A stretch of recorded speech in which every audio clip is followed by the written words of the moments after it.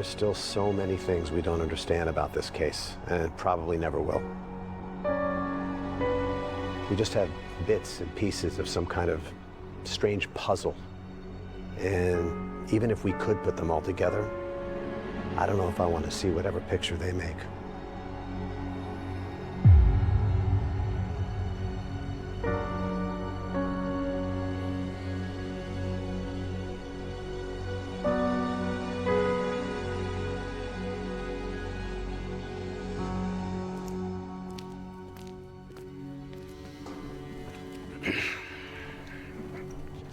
Yeah.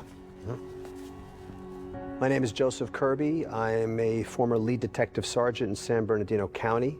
I was supervising the major crimes unit between 2007 and 2015. San Bernardino County is about 60 miles east of Los Angeles and is a part of California's Inland Empire region. We have a population of about 2 million. We've seen our share of violent crimes, gang-related homicides, relatively large-scale drug busts, what have you. We probably ran upwards of 65 murders a year in the San Bernardino County Sheriff's Homicide Bureau, which is higher than the national average. But I had never seen anything like what happened to the Sheridan family on Alton Avenue. Nobody had. 911, what is your emergency? I'm not sure if this is the right person to call, but I was calling to see if it's possible to get a welfare check for someone. Can I get your name, please? My name? My name is Casey Porter, and I was friends with Tiffany Sheridan. Our kids went to the same elementary school, and when you have kids that age, and you meet a lot of parents that you don't always care for, but Tiff and I, we just hit it off. We were supposed to meet at this restaurant for lunch, but she never showed, and I figured she had forgotten, so I let it go. But then Lauren came home, and she said that Sam hadn't been to school in a few days, and I kept calling and I kept texting, but I never got a reply back. And I just knew in the back of my head that something is wrong. Yeah, I know it's not very long, but it's just not like her to miss a lunch and not call. If Ann will send someone over there to check it out. I'm Will Martinez. I'm a deputy sheriff with the San Bernardino Sheriff's Department. Me and my partner were the first officers to arrive on scene. We got a call regarding a welfare check for a residence in the Shandon Hills. Nice area. It was a gated community, as I remember.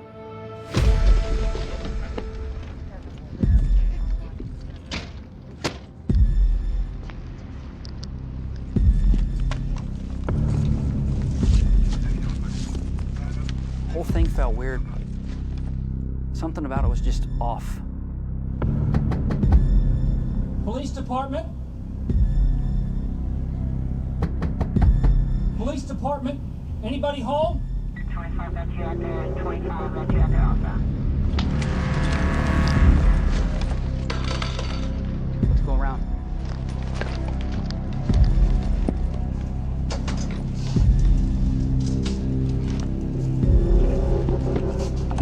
Police department? Anyone home?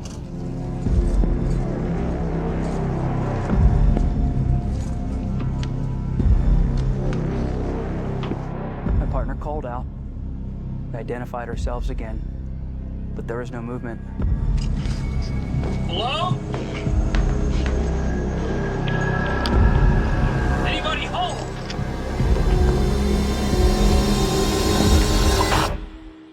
Mother of God. This was a crime scene.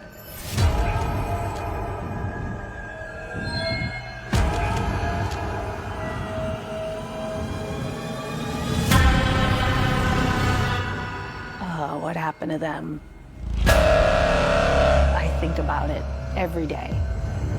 I have nightmares about it.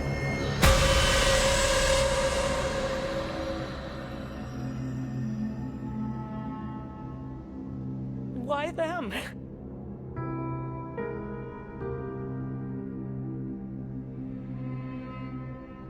that was a bad day.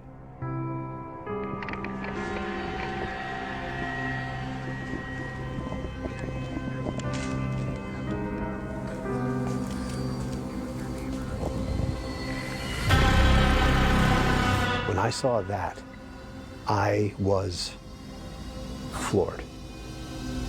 I looked at my partner and I said, oh my God, he's back.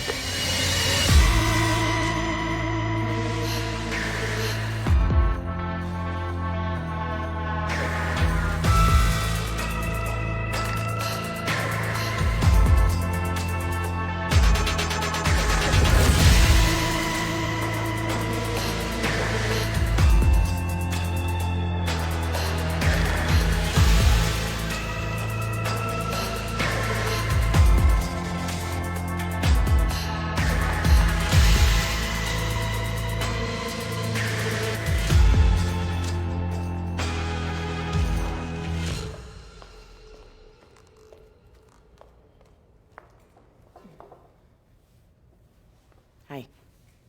My name's Lexi Taylor. I'm a senior homicide detective for the San Bernardino PD. I worked as a patrol officer for about 9 years before being offered a job in the Homicide Bureau, and that's when I started working with my partner, Joe Kirby. Growing up, my mom worked 2 jobs to support me and my older brother. Saw a rotating door of less than great men, you would say, come and go in her life. I think that's when I first started thinking that maybe I would like to try to help people. You know, maybe I could help someone like my mom out of a tough situation. I actually never intended to be a cop. I had aspirations of being a drummer in a metal band. But one of my friend's brothers was in the academy, and I thought it sounded cool. I liked how you had to think on your feet, use your brain as well as your body. After a couple of days in training, I was hooked, man. That is how I've always approached my career in law enforcement. Try to be there for people when things are at their worst. Oh, fuck, it was never worse than on this case. Between 1993 and 1995, there were 3 murders in Riverside and San Bernardino County that we eventually realized were serial murders, and which had some ritualistic aspects.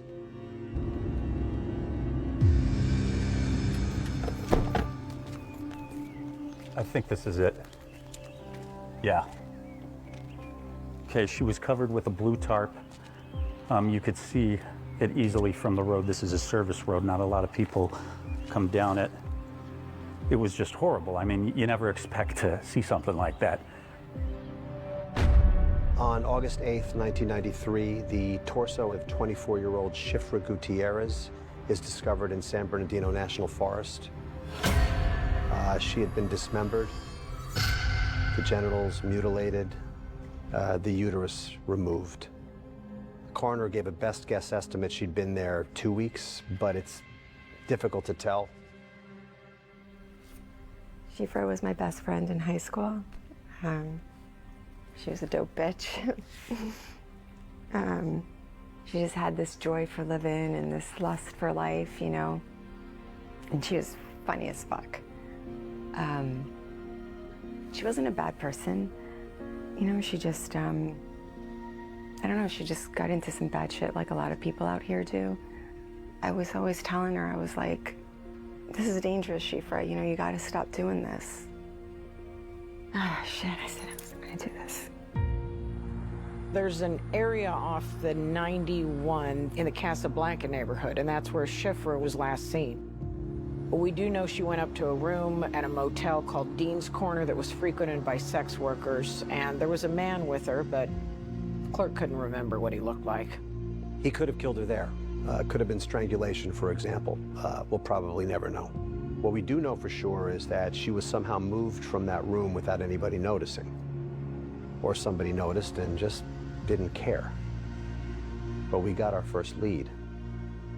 A name. All guests had to fill out a ledger, and the suspect had written down the name Albert Shiney. And the case went cold.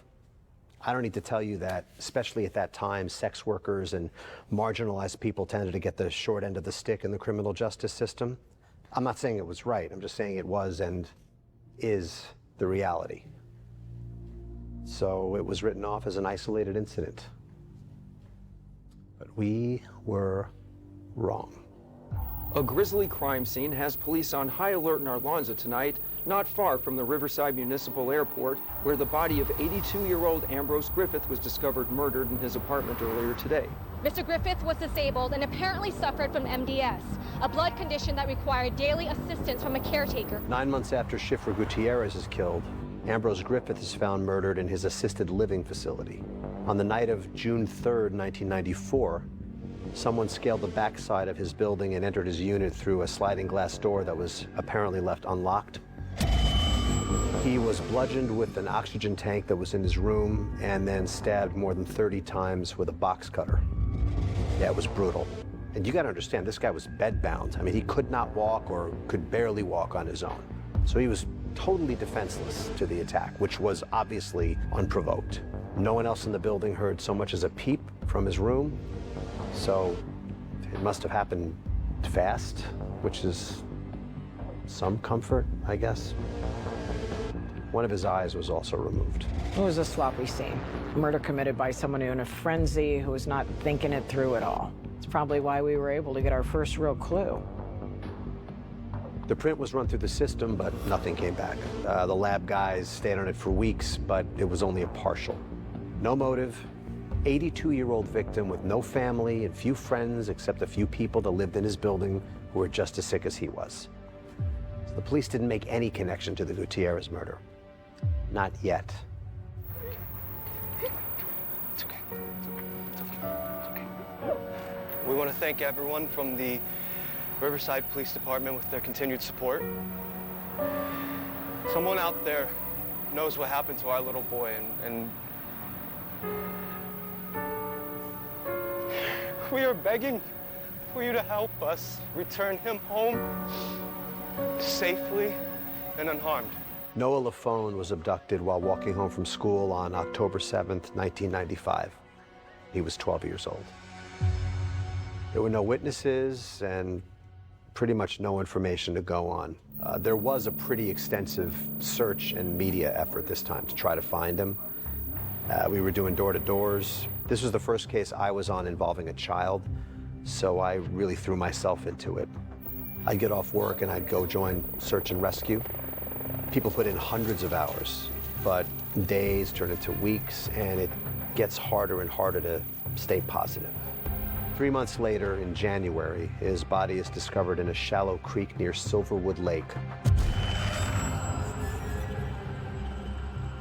He had been weighed down by concrete bricks, and his body was in pretty bad shape. There were multiple lacerations to his abdomen, and his liver had been removed. 12 years old. Whole life ahead of him. Poof.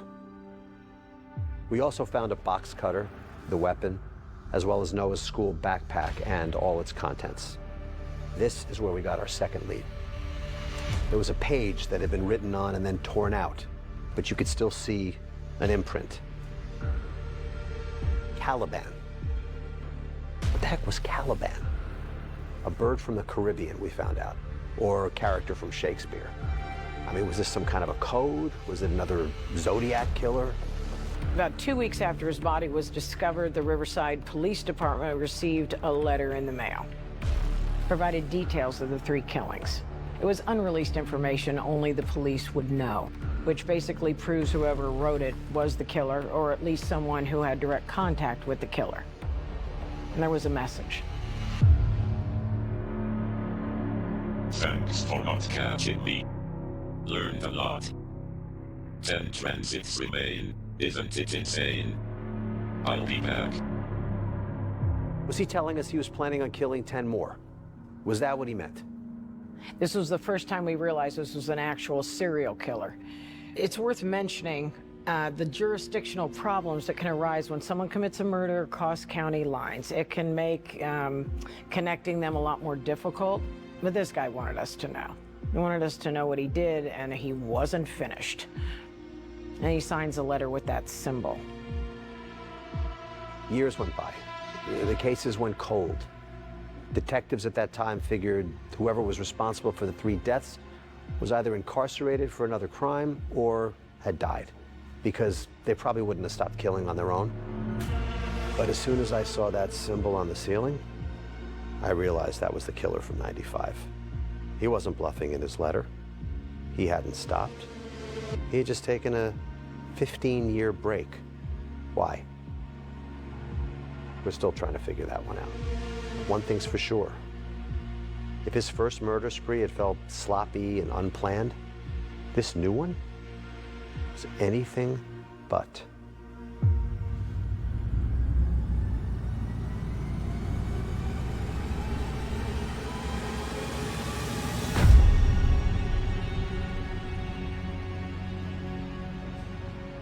The suspect gained entry through a first-floor bathroom window, cut through a screen on the side of the house, then attacks Ted and Tiffany sometime after 1:15 a.m.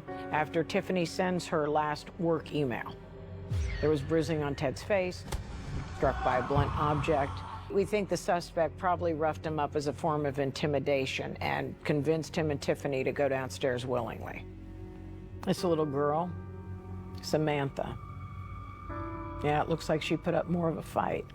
Some of the furniture in her room, her comforter, all disturbed and in disarray. Suspect zip ties their hands and feet, wraps duct tape around their mouths. You see, this guy had gotten smarter. He had learned from the murders in '95. Less sloppy, more methodical. I mean, the buckets, what the fuck?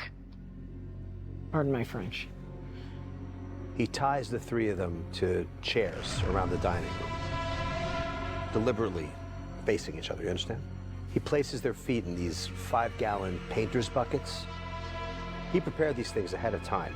Like, they had their names on them, literally. Like Ted, Tiffany, Samantha, written out. He draws 3 lines on each of them, like the kind you'd find on a measuring cup. Except this wasn't for measuring out rice. It's for their blood, by volume. Going, gone. The suspect used a box cutter to make a small 6-centimeter incision through the skin on each victim, and the result was fatal blood loss. There's about 1.5 gallons of blood in the human body.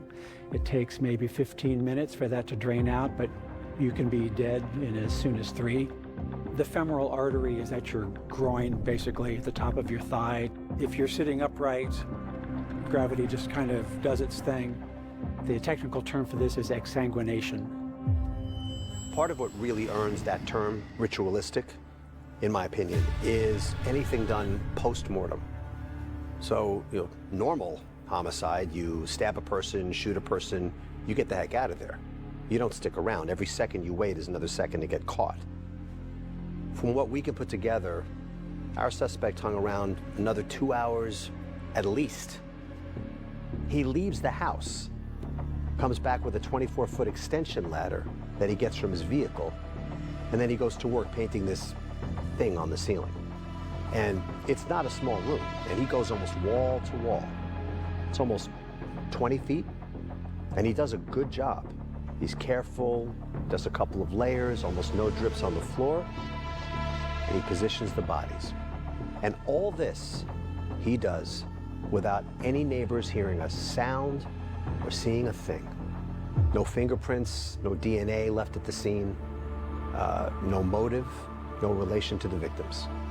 3 days later, another letter arrives in the mail. Blue panties are having fun chasing my tail because the harvest has just begun and reaping so much fun. A gruesome discovery was made just this morning by a jogger of a human head here in Paris Hill Park. The jogger, Chelsea Lunsford, has been coming here every weekday morning for 2 years. She enjoys the serenity of the landscape and was not prepared for what she would find. My friend was just telling me how I should bring mace or a stun gun or something with me when I go running, and yeah, I guess she was right.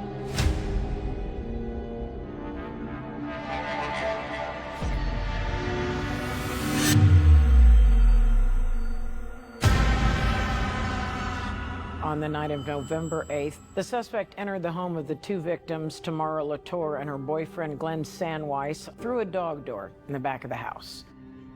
They were watching TV in the living room. Volume was up, which allowed him to sneak up on them undetected until the last minute.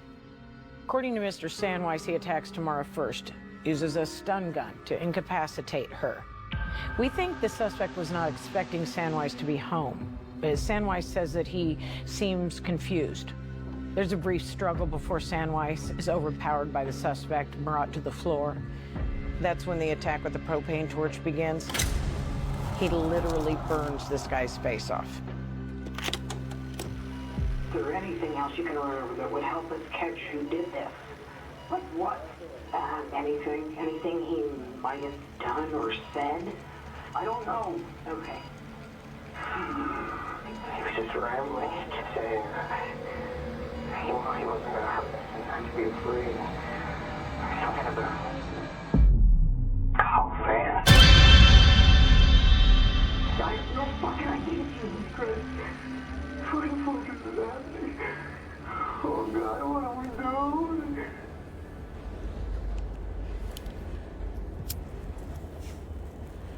What do you want to know? What the fuck you think happened?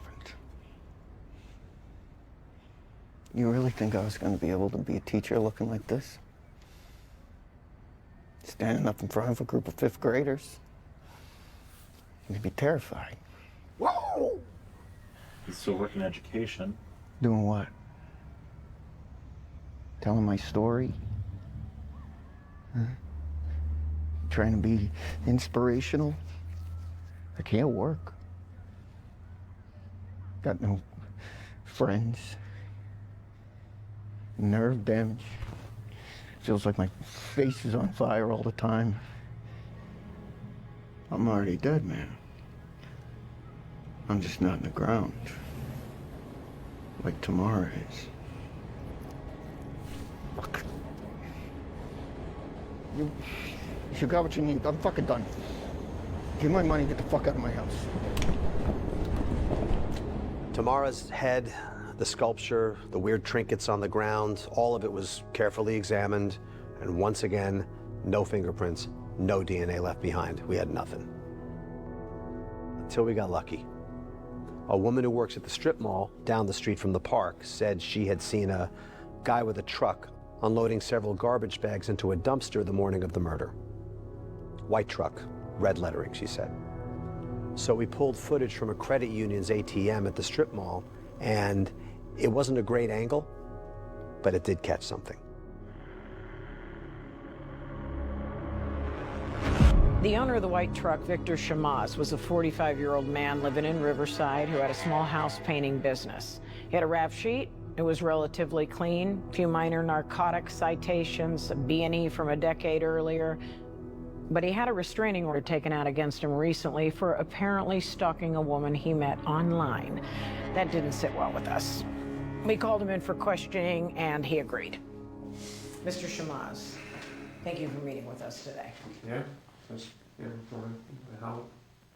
So, in regards to this work truck, it looks like you called it in stolen yesterday after we got off the phone.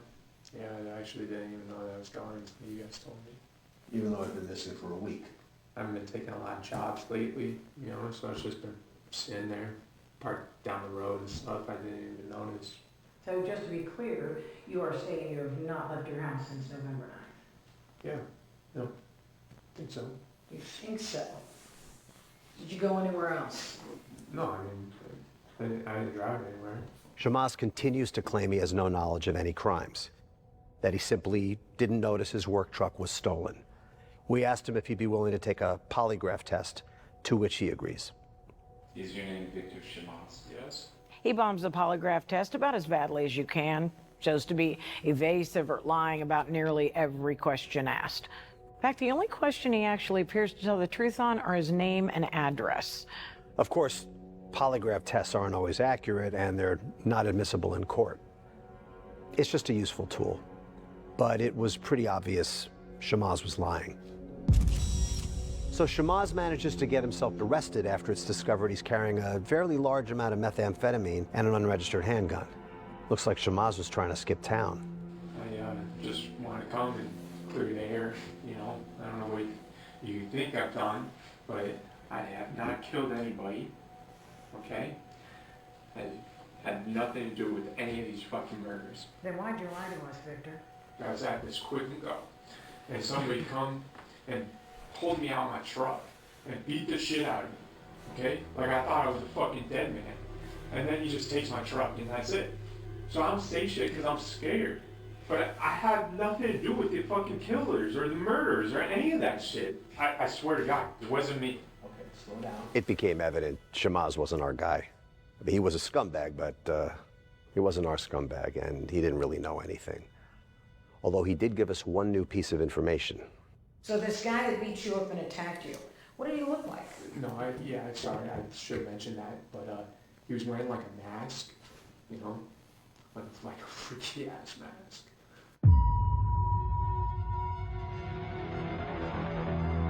He started wearing a mask. That meant only one thing.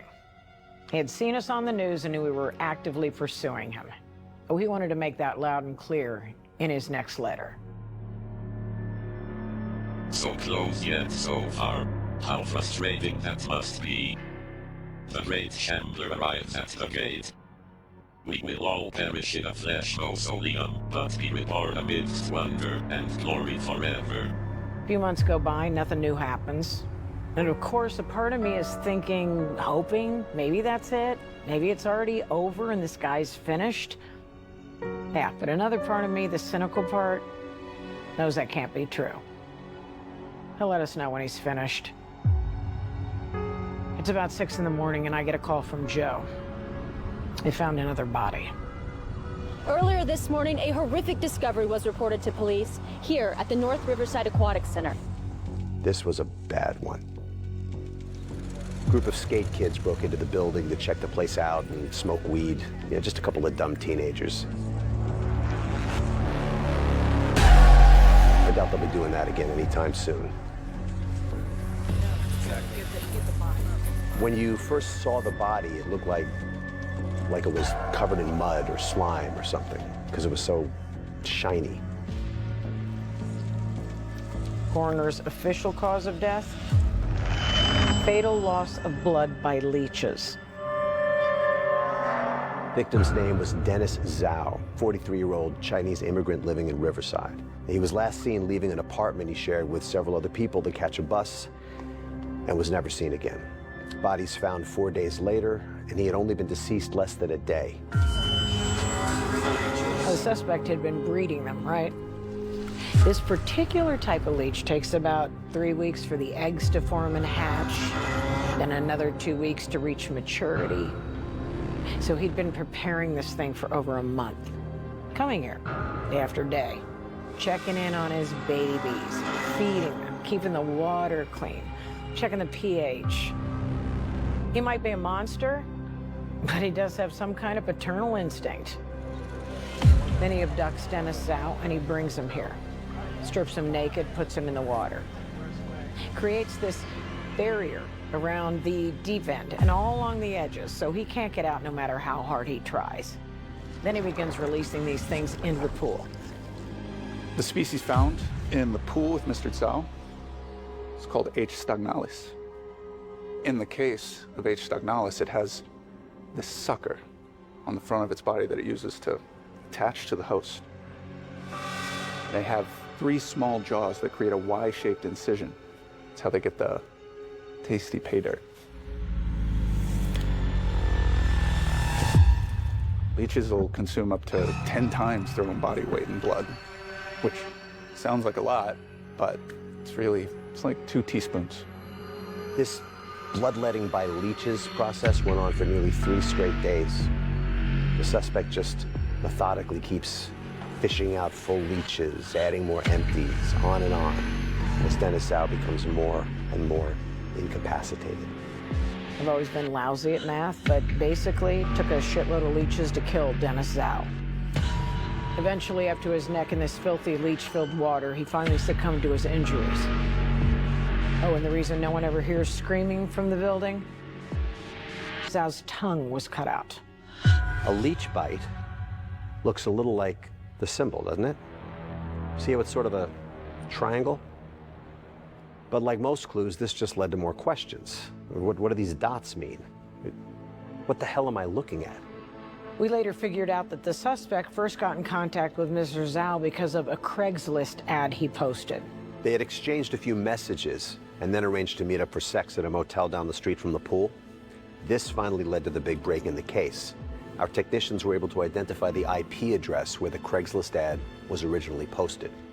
The ad and subsequent back and forth messaging had been made from a coffee shop in Mission Grove on February 11th. This was a huge lead. We finally were able to trace the suspect's whereabouts outside of a crime scene. I mean, I gotta admit, I was really starting to think we were chasing a ghost or a vampire or something. We did surveillance on the place for about a week. The last thing we wanted to do was draw any attention to ourselves if this guy was a regular, for example, and came in all the time. I mean, we were always hoping and praying maybe he swings by for a cup of coffee or place another ad, and just like that, we'd have him. No such luck. There were 3 employees working that day. None of them could remember the suspect. It's a popular place, so he may have picked it for that reason. No surveillance system, no cameras anywhere at all. But the area does have a large homeless population. Hey, excuse me, sir. Mind if I talk to you for a sec? That's, you're talking about the one near Andolka Park? Yeah. Yeah, it's at, I'm just sitting there, right? And he comes up to me and, you know what he wanted, and I want to hire you as day labor. Did he say what kind of labor?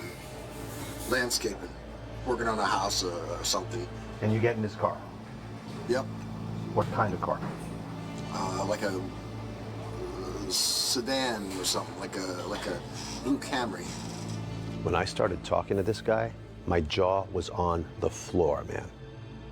But if he was telling the truth, this was huge. We even had a vehicle description, but it gets even better. Mr. Johnson tells us he knows where the suspect's house is. Apparently the suspect had driven him to it. Yeah, okay. See that arrow? It wants you to go left, but you're gonna go straight. He didn't know the street address, but he says he thinks he can remember how to get there by memory. Apparently, he'd been driven to a residence in Highgrove. Well, the suspect says he needs to grab some tools before they went to the so-called job site. And that's what brought us to 144 Artesian Avenue. After picking up a duffel bag, they get on the 215 headed north. Mr. Johnson said the guy seems normal, friendly, I mean, even conversational. And that brings us to the bracelet. Johnson says he found this bracelet in a trash container a few years ago. Says he just likes to wear it. Thinks it's cool. Apparently the suspect asks him about it, starts grilling him. How long you been a diabetic? Do you take insulin, etc.? Johnson tells him the bracelet's not his. And then the suspect gets very visibly angry. Pulls off the highway, tells him to get out, drives off, and that's that. Johnson never sees him again. He's incredibly lucky. I believe if that bracelet had been real, if Johnson had fit whatever criteria our suspect was looking for, he would most definitely be dead right now. After learning all this, we go to the house. Just a normal house. We knock. Nobody's home. But we can't just kick the door in without probable cause. I mean, all we've got is the word of an unemployed drifter with a minor criminal record who we also paid for the information he gave us. That's not going to get us a warrant. And that's when I see it, above the door, staring us in the face. We kept most of the evidence we had, which wasn't much, pretty close to the chest as far as the media was concerned. That symbol, the image, was never released to the public. So nobody could know about it unless they were involved in one of the crimes. That was enough. We called in the cavalry.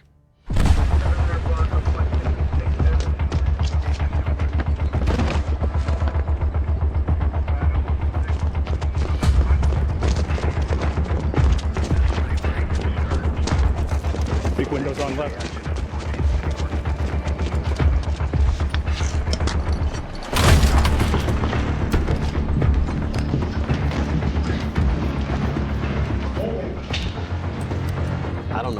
was expecting to find it there.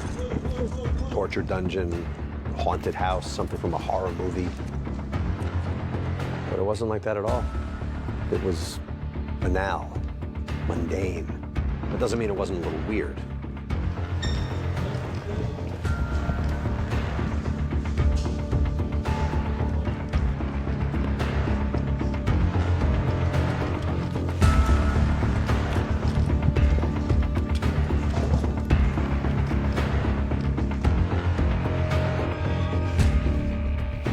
Weird doesn't necessarily make you guilty.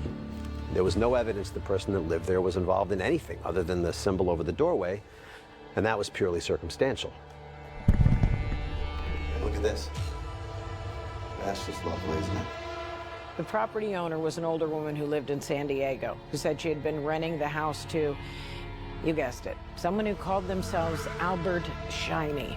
Apparently, Mr. Shiny was willing to pay for a year up front in cash, so she didn't ask too many questions and had only met him twice. So we start dusting for fingerprints. And we can't find any, literally, not one print, which makes no sense for the inside of someone's house. There should be thousands of them. I mean, was this guy wearing gloves every second of every day? Finally, we found some fingerprints on a telescope that was outside on the deck. Immediately got them out to the lab, run through the computer, and boom, we got a hit. The print matched the partial that was found in '95 from the Noah LaFone murder. I couldn't believe it. We might have our guy. The fingerprints belong to a Leslie Sykes, born December 20th, 1962, in Branson, Missouri. Homer Johnson, the homeless gentleman, swore Sykes was the person who had given him a ride. The woman who rented the house also ID'd him off his photo. Sykes had no criminal record, no employment history, no current address, no phone number or bank account, and big surprise, the guy hadn't paid taxes in more than 2 decades. Yeah, he really was a ghost, but he was our ghost, and we had to find him before he killed again. Riverside police are asking for the public's help in locating this man. 50-year-old Leslie Sykes is a person of interest in what has been dubbed as the Mr. Shiny murders. The killer in that case has now taken the lives of 8 people in both San Bernardino and Riverside counties and is still at large. We tried to do a total media blitz, get this guy's picture in front of as many people as possible. The story got carried all over California, even in a few of the surrounding states, but no one was really paying attention. But one person that did see the coverage was Leslie Sykes. Leslie Sykes has been transfigured. You can't stop him or what he has become. Hail Azrael. Hail Ragul. You have no idea what I'm saying. 5 to go and then you'll know. 5 to go and then we'll know what? It was a sick game to him, but it was also absolutely serious. Or would he really stop at 5? The next murder happened less than a month later, March 19th. The victim was a 16-year-old high school student named Victoria McEnroe. 16. She was alone at her parents' home in Highland. They had gone out to visit friends in Rancho Cucamonga. Sykes jumped the gate and entered through a first-floor window at or around 9:21. And we know this because it was caught on camera. Okay, so this is the Color Dreams palette by Adorable Damage. I am just obsessed with this brand lately. I actually reviewed their Shimmer Shadow palette in my top 10 video, and they are just killing it, okay? What I'm gonna do is I'm gonna go in for like kind of a smoky look with this one right here. And then you can just go in like a circular motion. You don't have to do a bunch of back and forth windshield wiper crap. So we'll start... Windshield wiper, that sounds stupid. Hey, I thought you were gonna text me on the way home. I'm starving. Mom? Mom? Dad?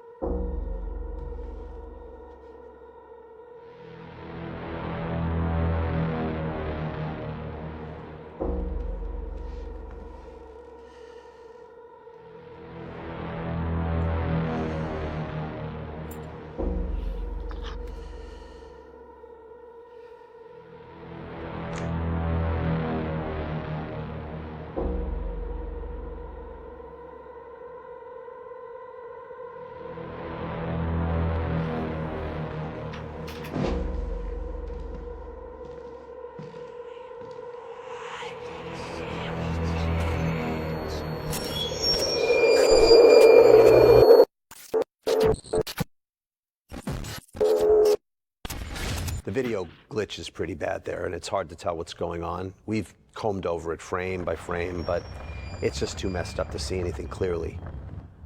But obviously, Sykes was performing some kind of ritual. Ritual murder, strictly speaking, is a relatively obscure phenomena, not just in the United States, but worldwide. It just doesn't happen that often in its purest form. To this day, people still believe that the Manson family was a satanic cult. It's not true. Of course, that's not to say that ritual murder never happens. There were the murder-suicides in the Solar Temple cult, the Falls Rivers cult, Order of the Black Sun. The Mr. Shiny murders definitely seem ritualistic, but I didn't recognize any of the iconography. This wasn't some goetic rite pulled from a grimoire. There was nothing Abrahamic. As I told the police at that time, whatever it was, this guy was a true believer and very, very dangerous. Now, this is all crazy in its own right, but what's truly unexpected is what happens next.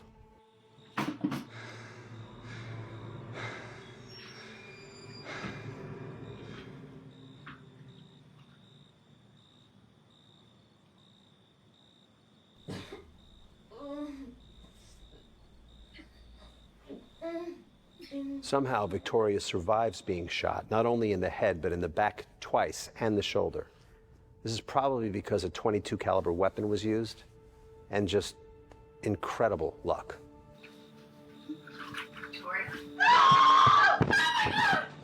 Emergency workers arrive in about 15 minutes, and they're able to stabilize Victoria on her way to St. Bernardine Medical Center.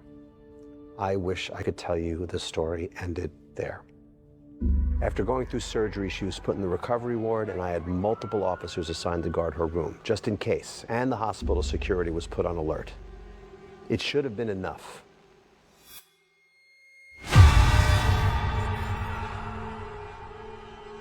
Sykes attacks and subdues a nurse just getting off his shift in the hospital parking lot, takes his uniform and entry badge.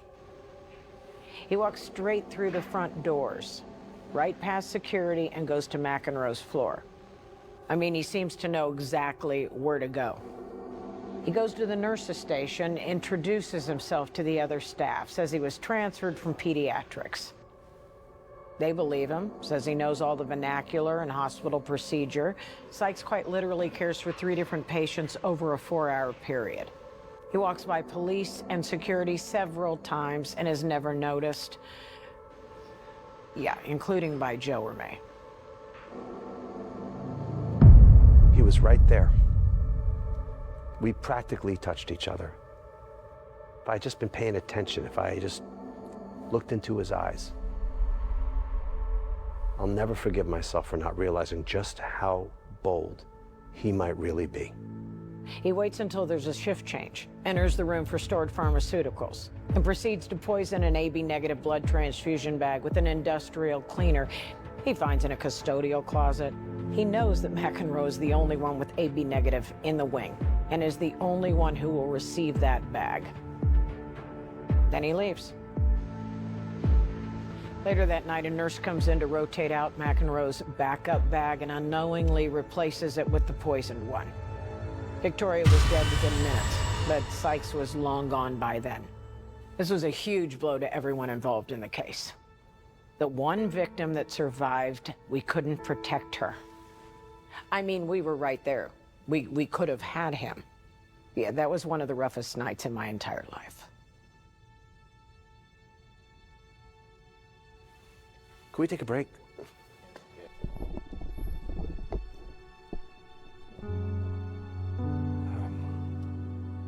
It was a roller coaster.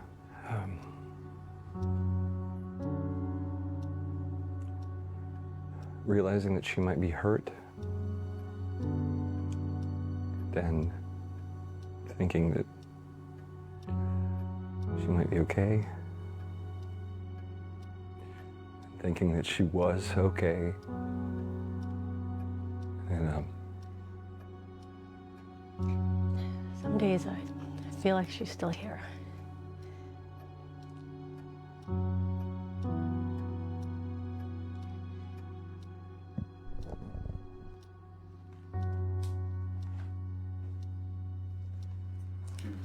checked her room like this? Yeah, we couldn't touch it. I think about that saying a lot. You really die the last time someone says your name.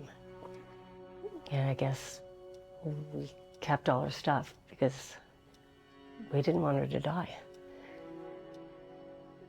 Even though I know she's dead. Victoria McEnroe is serial killer Leslie Sykes' 9th and most recent victim in the Mr. Shiny murders. A killing spree that spans 3 counties and over 18 years. Authorities continue to urge the public to keep a watchful lookout for Sykes, who remains at large and is considered armed and extremely dangerous. Residents of the Highland neighborhood where McEnroe was murdered have expressed their frustration at police for their inability to capture or even come close to capturing the elusive killer. It's unacceptable. It's insane. Somebody in the San Bernardino Police Department should be held accountable for letting it get out of hand like this. It's messed up how they haven't caught the guy yet. This used to be a pretty great place to live, but honestly, I'm really scared, and that girl, she just lives like a couple blocks from here. So, I mean, who's next, right? We were really feeling the pressure by this point. McEnroe's murder seemed to be the straw that broke the camel's back in terms of public outrage. But I felt for all of them, every single victim deserved justice. And for everything we'd done up until this point, until you catch your guy, you haven't done shit. We had already been offering a cash reward for any lead that led to the arrest of Leslie Sykes, but I convinced the DA's office to substantially up it. Ended up being one of the highest in San Bernardino's history, $80,000 for just one person. At the same time, we were digging into Sykes' past, trying to figure out everything we could, which wasn't easy. All his known relatives were dead. He had been briefly married in '88 to a woman named Suzanne Hemler, but that was over by '91. Tried to contact her, but she committed suicide in 2008. We started reaching out to people Sykes went to high school with, but nobody seems to remember him. Finally, we find someone who will talk to us. A guy named Jared Kelly. He was what? Shy, quiet? He was just off socially. Like, we'd go to bars, hang out, pick up chicks, and he would just, like, strike out. Leslie's only real hobby, if you could call it that, was hiking. Some rock climbing. He'd go out to Joshua Tree sometimes on the weekends. By himself, you know, do his thing. And then one time he came back, we were doing gate installation, and he's like fucking all wound up, acting weird as shit. How so? Just like agitated, distracted. Later on, he told me he'd had some sort of religious experience in a cave that he found out there. A cave? He saw these red lights coming from inside of a cave, and he heard the sound of rushing water, but not. And that he smelled food cooking, like barbecue, and that he went inside and something appeared to him. Like what? I don't fucking know. Like a vision. The last time I saw him, he was living out of his car. And he said that he had burnt all of his possessions. The shit that he was saying, it was so out there that it fucking stuck with me. It's like ingrained. Chandler from the stars. The thorn of time, which is metal as fuck. What do you think that means? 911.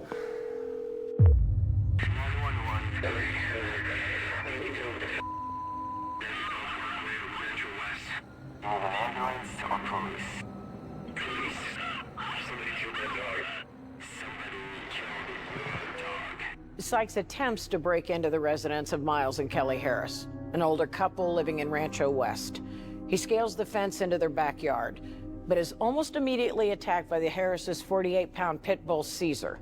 Mr. Harris overhears the commotion, looks into his backyard, and sees the struggle happening. I mean, this was a big animal, and it's able to physically knock Sykes off his feet.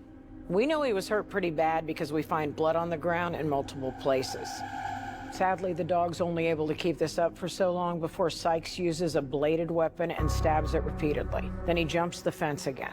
This time, I was not going to let the same thing happen to the Harrises that happened to Victoria McEnroe. They were immediately put into protective custody. Not that it mattered, because Sykes must have had a backup plan for that night. 31-year-old Leo Dietz was working a night shift at a 24-hour donut shop in La Sierra when he was attacked. Yeah, I don't like fantasy shit either, but this was actually pretty dope. It was like violence and sex and stuff, I don't know. It's based on books, so it seems pretty legit. Yeah, you zoom that. Yeah, peace.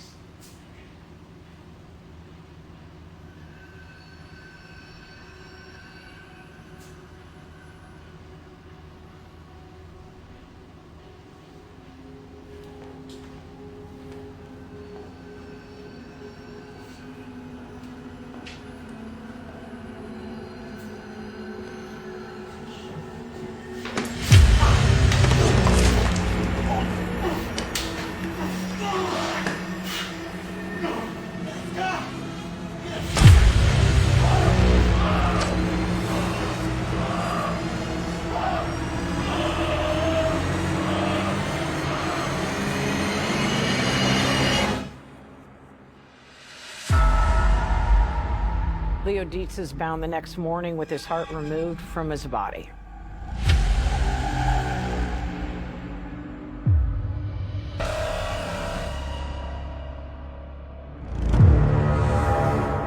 A security guard sees Sykes exit the back of the shop and tries to confront him, but Sykes flees. Honestly, I was just doing my job. I was wrapping up my rounds for the evening here in this complex.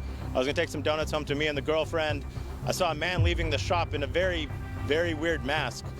The guard still manages to grab his license plate number and report it to the police. I'm just bummed I didn't get the reward money.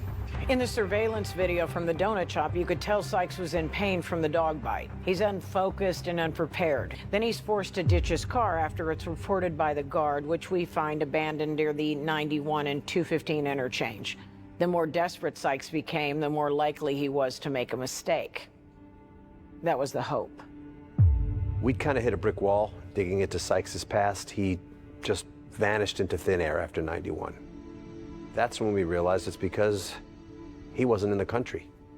Turns out Sykes had used his late ex-wife's credit card to purchase a one-way ticket to, of all places, Jerusalem.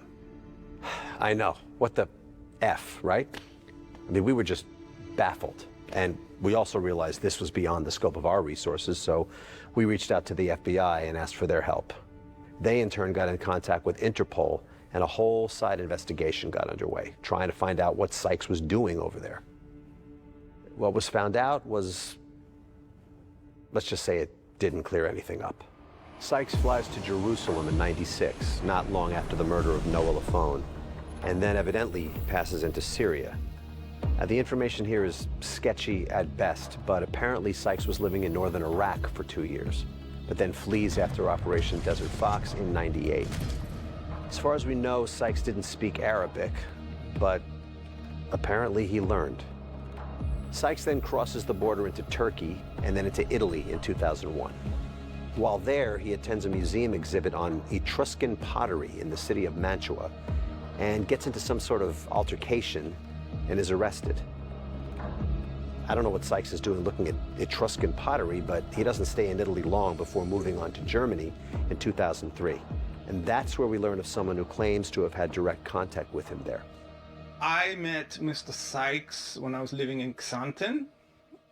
He contacted me through the internet about several books that I was selling. Specifically, he was looking to buy my copy of a printed work from the late Middle Ages, a manuscript known as the Scriptures of Facil. It's a very valuable book, only half a dozen copies or something still exist. What is the book about? It's a book of spells, basically, witchcraft. And he bought it off you? Well, wanted to buy it off me, but I wasn't selling. I don't know if he was for real or not, but he offered some wild prices, 150,000 euro. The guy kind of creeped me out, to be honest. So, when my shop was vandalized a couple of days later and the book was gone, I immediately knew who did it. to know that I came that close in contact with a serial killer. The thing that gets me more than anything else, though, is what the hell happened to that book. We had hoped maybe that Sykes would be deterred by how bungled the last few attacks had been. We didn't think he would stop, but maybe just slow down long enough for us to find him. If anything, it must have reinvigorated his cause. Wait! Hard, Cody. This is not our issue. We can't just leave him. Are you fucking kidding me? This is not our problem. I'm leaving.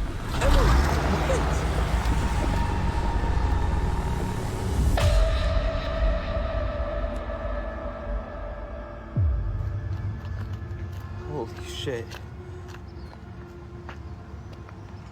This is fucking crazy.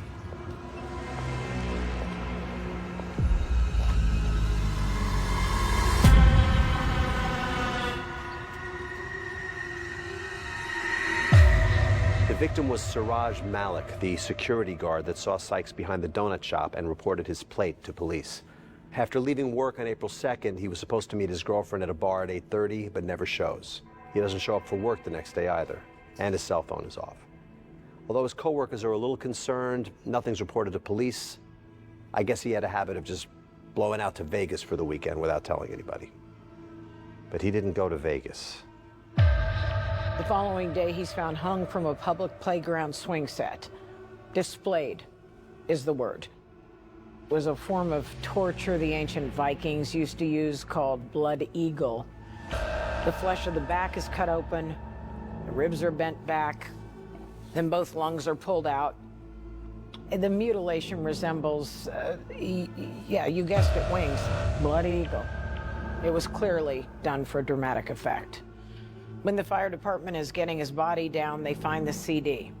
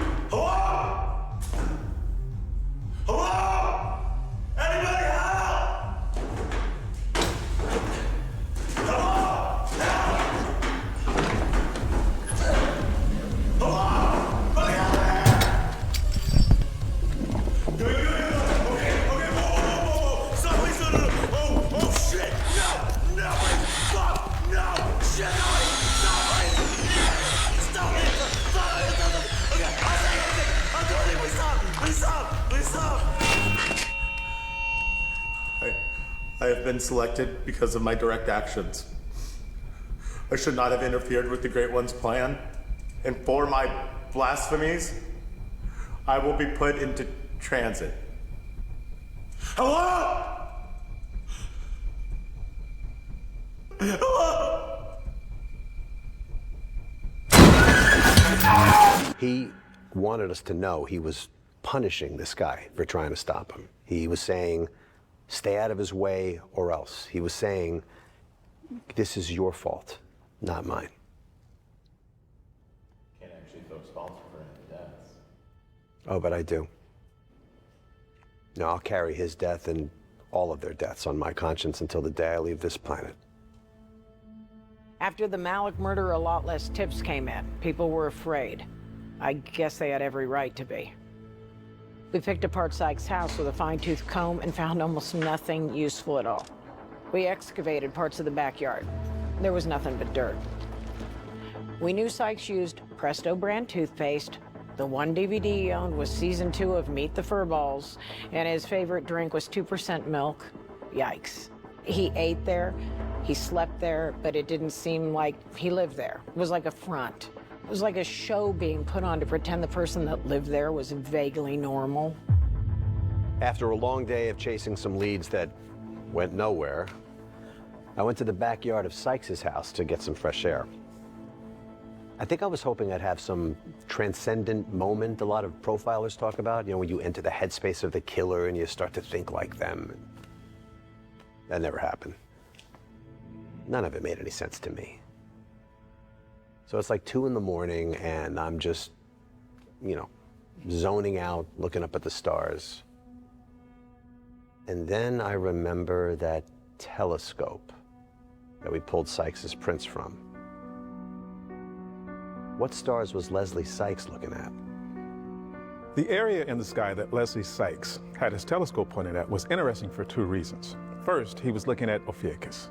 Now, most people haven't even heard of Ophiuchus. It's one of the 13 major constellations along the ecliptic smack in between Scorpius and Sagittarius. It's also called the so-called 13 zodiac sign, although that's getting into astrology and not hard science. My wife would kill me for explaining it that way. The ancient Greeks were the ones that named all the constellations as we know them today. Pisces is a fish, Taurus is a bull, etc.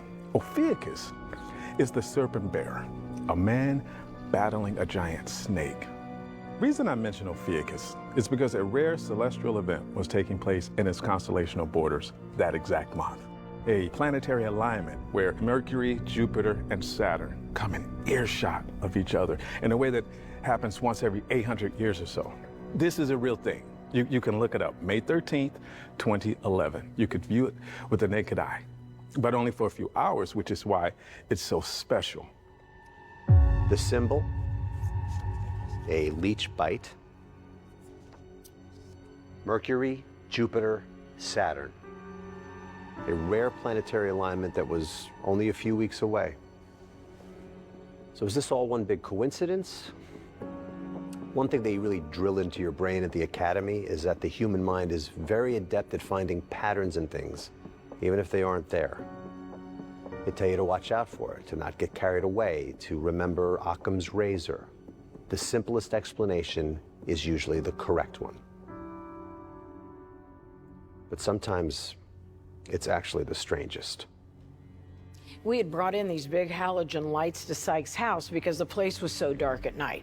But as soon as we turned it on, it blew a fuse. So one of the deputies is trying to reset the breaker and realized the sub panel in the closet wasn't working. As he's messing with it, the whole thing just comes out of the wall. Like everything in that house, it was a fake. Behind it, there was a space with a lockbox. Of course, we cleared the house and called the bomb squad, just in case. He's one of those little robots and everything. No bomb. That didn't seem like his style anyway. The box was just a cheapo. We just pried it open with a crowbar. And inside, just 2 things. Leslie Sykes' passport expired from 2003, and a key with an attached keychain.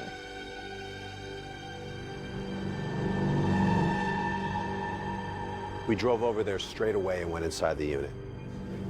In retrospect, it was pretty stupid of us. I mean, the thing could have been booby-trapped, or he could have been waiting in there for us. Who knows? But it felt like we'd run out of time. We just got lucky. Everywhere my light goes, you go, okay? Jackpot, winning lotto ticket, royal flush, lucky.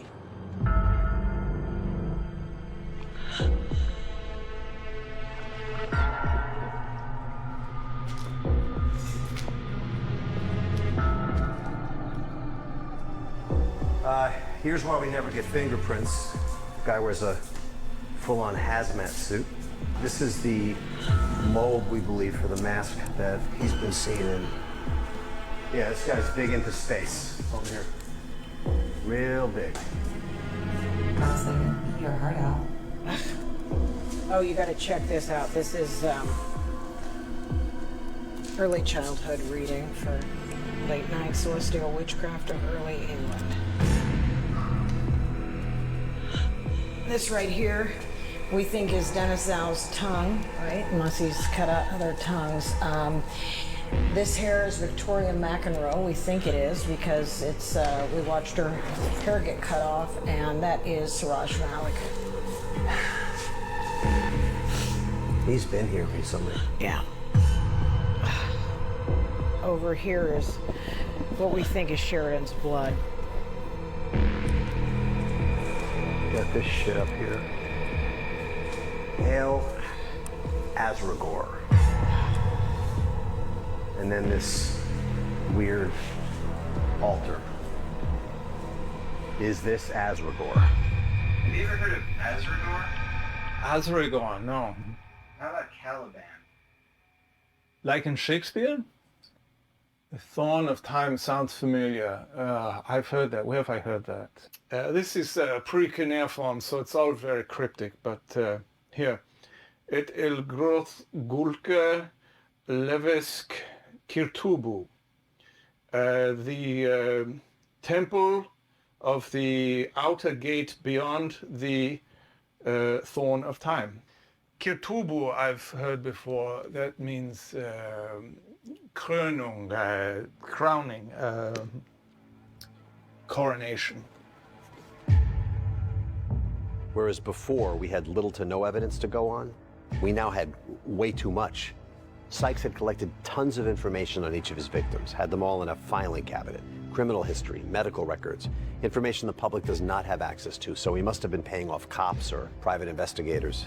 And every murder had been meticulously documented. There were photos, drawings, hundreds of handwritten pages by Sykes with his ramblings. A pure window into a man's madness. We were pulling all-nighters in that horrible space. Even after the bodies were removed, the smell never went away. We were going crazy. On May 8th, the manager of the place comes looking for us. Someone sent mail to the office for us. It was another letter. The great Lord of the Threshold has arrived at the gate. The great rectification.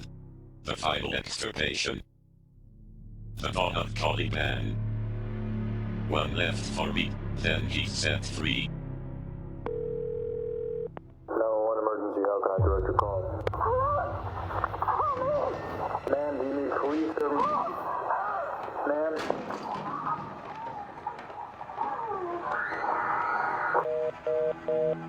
Around midnight on May 12th, Sykes breaks into the home of Glenn and Stephanie Cortland via a garage window and abducts their 3-month-old baby, Sawyer.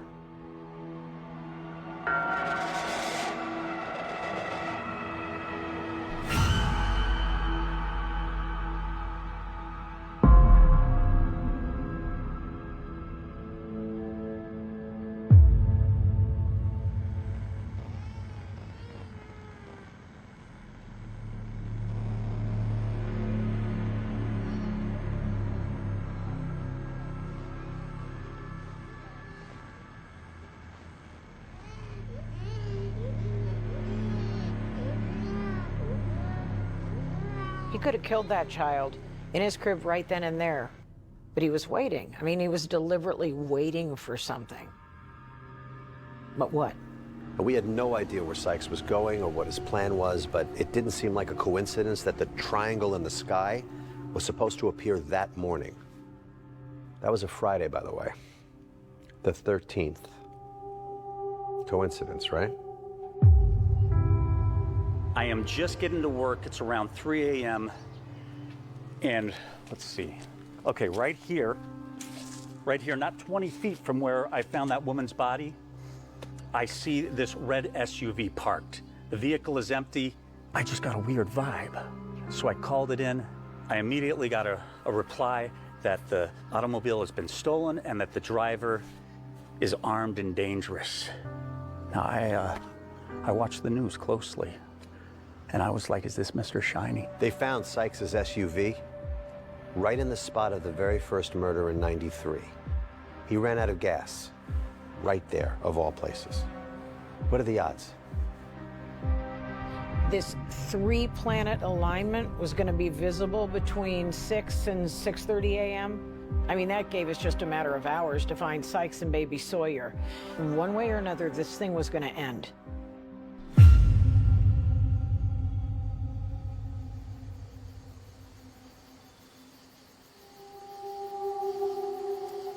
But Osama Bin Laden, that's a person. That's a pretty believable thing that he died. I don't know. I believe those things. Do you want a marshmallow? Ready? Yeah. Oh, made the s'mores. Oh! I'm gonna do it. This is disgusting. I'm so sorry. We all went to UC Riverside together, but I was moving out of state for my master's degree, so it was sort of a last hurrah with the girls. We didn't even know that thing with the planets was even happening. I think we're just getting old, dude. old assholes for life. You hear that?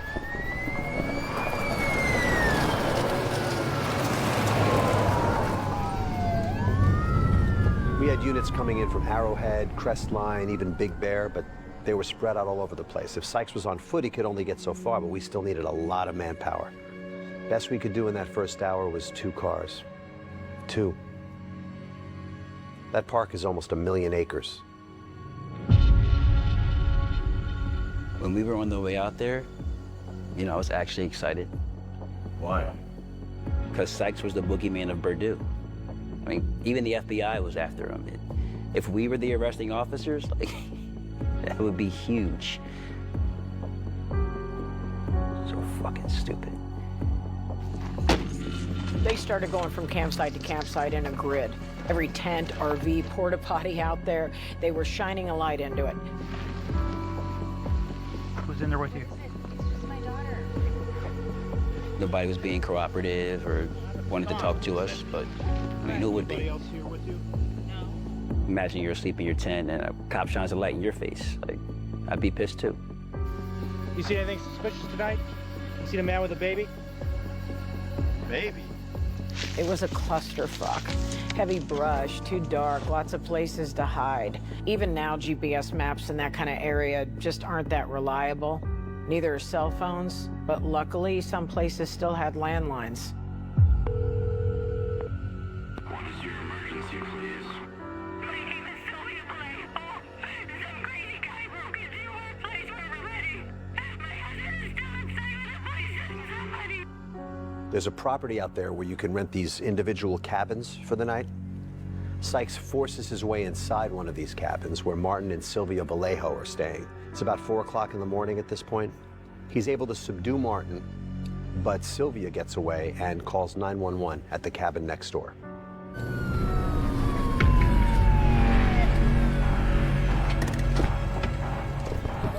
Did you make the call, ma'am? Yes, he's in there with my husband. Where's the cabin? Dirty cabin on the right. Please help him. Stay here. He has a child. There's a baby with him. Stay here. The 2 closest units arrived at the cabin around 4:50 a.m. Backup was on the way, but ended up getting lost and wouldn't get there for over an hour. These guys had no idea what they might be walking into.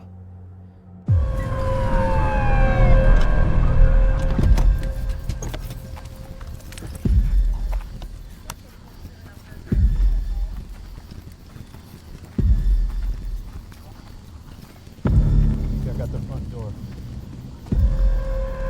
Lock it up.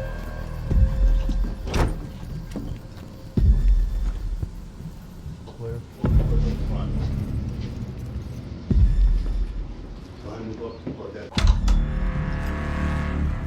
All right, it's clear.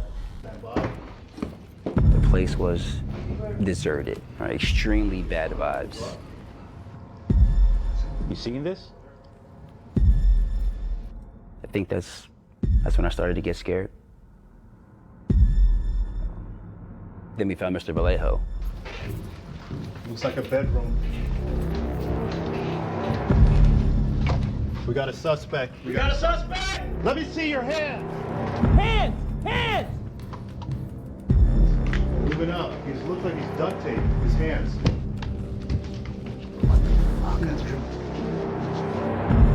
I got him. Mask.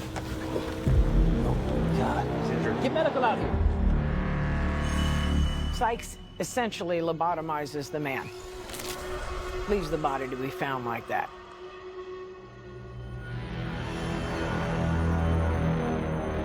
It's just bad, bro. I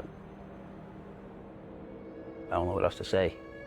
An empty glass is found on the kitchen counter with remnants of milk from the fridge and Sawyer's dirty diapers thrown in the garbage.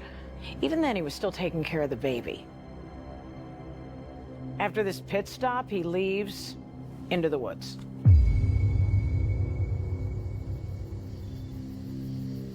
What's the ETN RE unit over? What the hell was that? We should go check it out. Should we leave for backup? But dude, he's got a baby. I didn't even want to go, you know, but it was a baby, right? Like, what would you do? Imagine that's your kid. but I should have said no. I should have waited at the car. If that makes me a coward, I don't give a shit.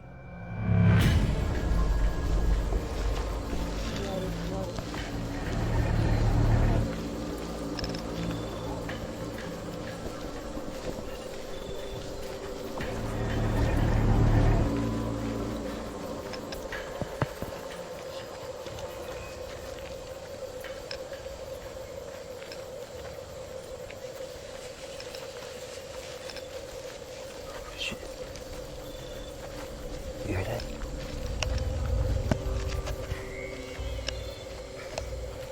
He was doing witchcraft out there, man. You saw the video. What else would you call it? Joe, what the fuck is this, man?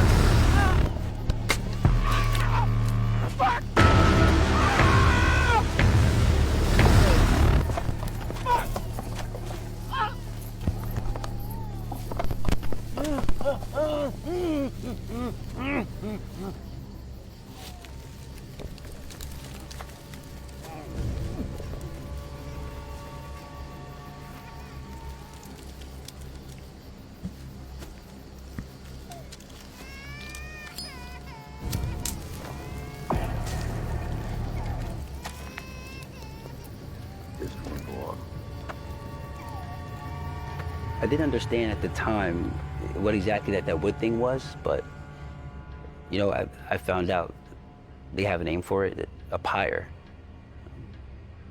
That's where the crying was coming from. Thanks.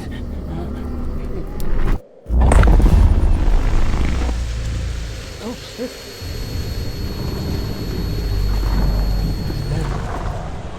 What the fuck?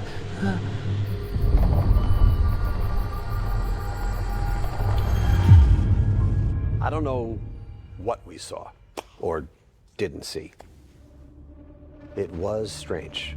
If you looked at it from one angle, you could see it. From another, it wasn't as clear. The videos don't do it justice at all. I'm still not convinced any of the, what do you call it, karmic phenomena? Cosmic phenomena. Cosmic phenomena. I mean, sky looked weird that morning, no doubt about that, but there's plenty of weird stuff that happens in the sky. Aurora Borealis? That looks totally different. Okay, but you can't tell me that's not some weird-looking space stuff too, right? I don't remember much. It gets hazy, so that thing in the sky, it looked like red eyes. Jeez, dude. Holy shit. What the fuck? What the fuck is that? No, dude. Lizzie?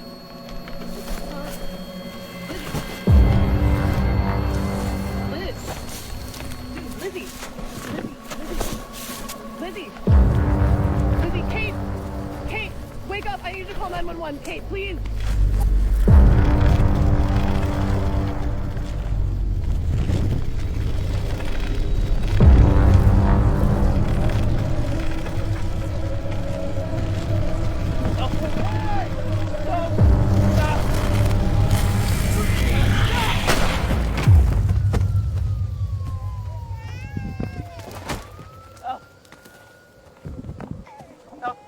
And just like that, it was over.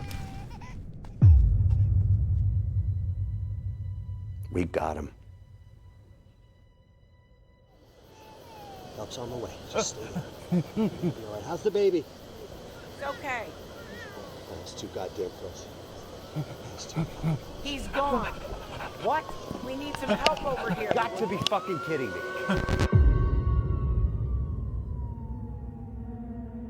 Leslie Sykes' body was found about 100 yards from the cabin in a creek. Covered in leeches. He'd only been in the water for a matter of minutes. It's like they were drawn to him. They made any kind of visual identification impossible, but we still confirmed it with fingerprint and DNA. It looks like Sykes had been living out there for at least a couple weeks, like sleeping in a makeshift shelter and stealing food from other people's campsites. His final time on this earth was spent hungry, cold, and alone. No phantoms, no ghost, a flesh and blood human. Piece of shit human, but human nonetheless.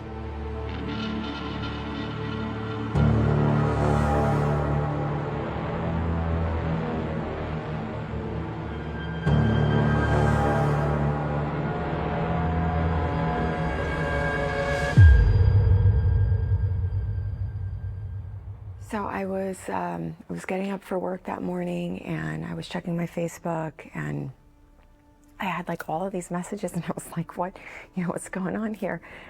And then I realized they got him. Like, they really fucking got him.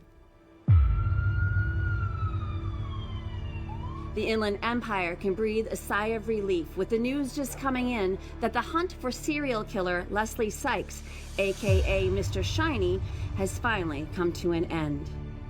Police shot and killed Sykes this morning in a standoff in the San Bernardino Mountains, but not before ending the life of one Riverside Police Department deputy. Richie, I don't want to talk about it. Should have been me. I'm here to formally announce that Leslie Sykes, otherwise known as Mr. Shiny, died this morning at approximately 6 a.m. Pacific Standard Time as a result of an extended gun battle with local authorities. I couldn't believe it. Like, all of this like weight was just lifted from my chest, Like, Schiffer could finally rest in peace, because that fucking asshole was dead. I mean, nothing's ever gonna bring my girl back, but at least we can all like start to heal now. I feel no joy in Leslie Sykes' death. I really don't. I did in the beginning, but as time has gone on, I wish I could have interviewed him. I wish we could have got more information. In the time span that Sykes was actively killing, that we know about, there were over 100 unsolved homicides in the 2 counties. Could some of these be Sykes? We'll never know. Is it possible Sykes had an accomplice, someone that helped him, funded him? We'll never know. He got off too easy, if you ask me. Should have drawn and quartered that motherfucker. Sorry, was that too much, or? No, that's actually perfect. Happy I could set the record straight. When we first found out that they killed him, I guess it was bittersweet. I was just glad he couldn't hurt anybody else. We try to keep Victoria's memory alive, but it gets harder as time goes on. Friends lose interest. I think about that saying a lot that goes, you really die the last time someone says your name. Honey, you already said this. I know, but it's just so true. Ted Bundy, Gacy, these guys will live forever. And now, so will Mr. Shiny. 8 victims were honored today at a memorial held at Pioneer Memorial Cemetery, including those from the original crimes in 1995. Almost 1,000 people joined the service to pay their respects to those lives taken too soon by serial killer Leslie Sykes. Lizzie! Lizzie, Kate! Kate, wake up! I need to call this. So the lights in the sky trigger to see. Yep. Great place to have your first one, right? Wait, you weren't allowed to before that? Started for the first time that night.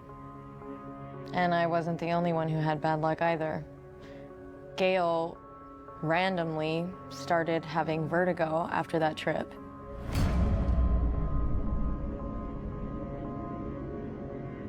So, you know, you ask me if I believe in ghosts and this paranormal stuff, and I don't, but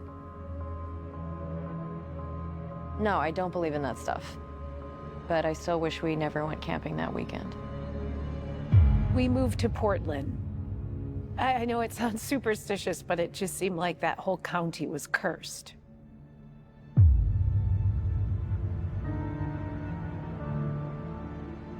What do you think Leslie Sykes was up to? I have no idea. Let's have theories. Come on, people are gonna want to hear this. What do you want me to say?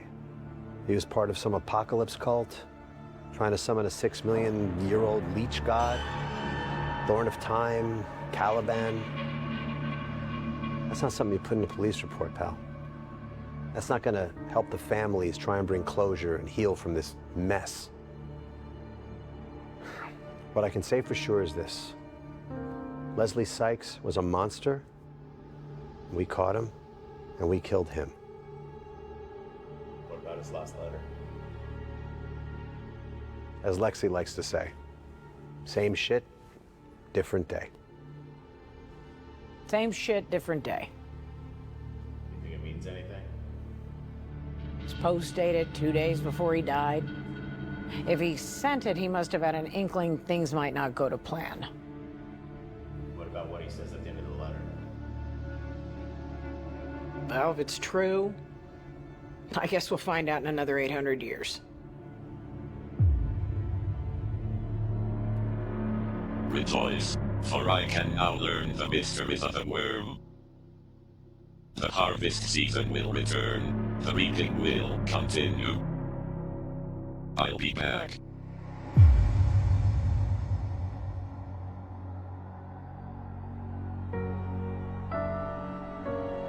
There's still so many things we don't understand about this case, and probably never will. We just have bits and pieces of some kind of strange puzzle. And even if we could put them all together, I don't know if I want to see whatever picture they make.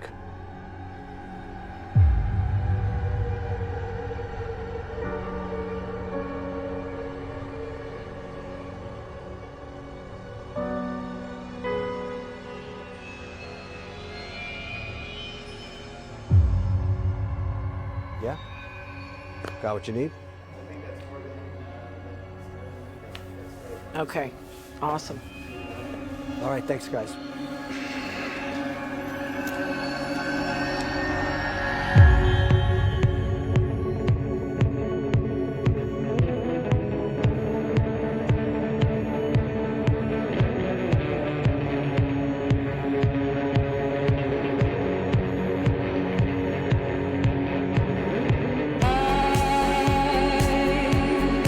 Passing through and turning them all.